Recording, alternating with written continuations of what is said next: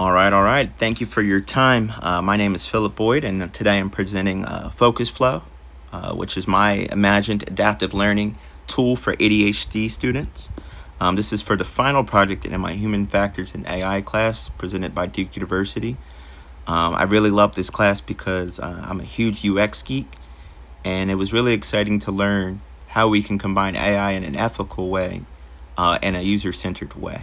So, as I said, this is an adaptive learning companion that I've created to improve online education for students with ADHD. And I actually have ADHD, was recently diagnosed with it, recently started taking medicine for it. So would have loved to have something like this when I was in undergrad or graduate school, or even secondary school. So with that being said, this project will explore how we can combine machine learning, like I said, with ethical and user-centered design. So let's get to the next page here. Let's discuss the problem and opportunity. Students with ADHD often struggle with traditional e-learning platforms. These systems can be rigid and overstimulating. One of the reasons that I created the presentation in just white and black is to keep the focus on the material and not overstimulate. I wanted to stay true to the mission here. So when they're overstimulating and rigid, they can fail to adapt to their attention patterns. FocusFlow would be a machine learning based product designed to dynamically adjust content pacing and delivery style, helping students stay engaged and succeed. I want it to be more accessible and engaging, for neurodivergent students. As far as task analysis goes, the core task here is to complete a lesson.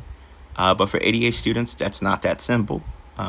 We have to log in. We have to stay focused through lengthy videos or slides, rewind, repeat, retry, and then often that can end in frustration or full-on giving up. But the insight that I found is that adaptive pacing and format can reduce frustration and improve retention. Everybody moves at a different speed, and the lesson should be curtailed for that, and we can actually use machine learning for that. So to reduce and ease cognitive load, for example, when recognizing when a student slows down, the system might offer a shorter module or even insert a break automatically. As far as the UX flow goes, they would begin by creating a learning profile, setting their preferences and the challenges that they know about. While they work, the system would monitor engagement signals like pauses or quiz retries. Based on this, FocusFlow would recommend adaptations like a shorter lesson to put it in more digestible parts, or extra visuals to stimulate them in a different way. After each session, the user provides feedback, helping the model improve over time. Let's talk some AI UX design considerations. So FocusFlow's design would be rooted in AI's best practices for UX that we learned in this course. One would be inputs and feedback loops. The system combines user preferences with real-time learning behavior. I think that would be a good marriage. So you get the initial preferences and then you get the ongoing feedback. We want transparency always. So transparency, like students can see why a recommendation was made with a simple explanation like, hey, we noticed you paused frequently. You want a shorter summary next time? And uncertainty, like we communicate confidence levels visually. For example, a bar showing 78% confidence. This format would help with focus and set honest expectations, so there wouldn't be a frustration or somebody wouldn't feel like, wow, I must be the 1% that can't do this. There are privacy considerations. Because FocusFlow would collect sensitive data like attention patterns and quiz results, privacy would be critical. We would comply with the FERPA, the COPPA for younger users, and the GDPR for international students. Data would be encrypted. Consent is always required, and users can delete their data at any time. We also want to avoid unnecessary data, for instance, like not using webcam tracking, because that could get very sticky.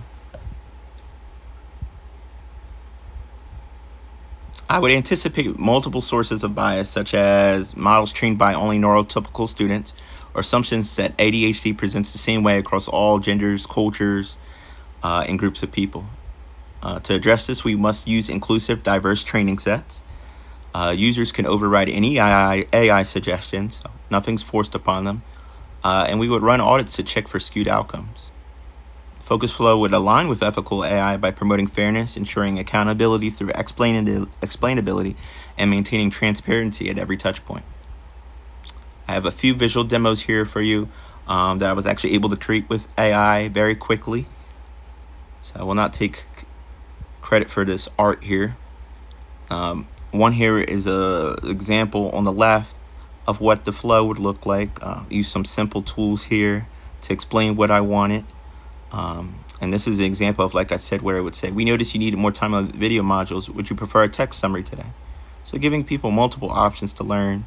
One of the things I noticed here on Coursera is they have a summary feature.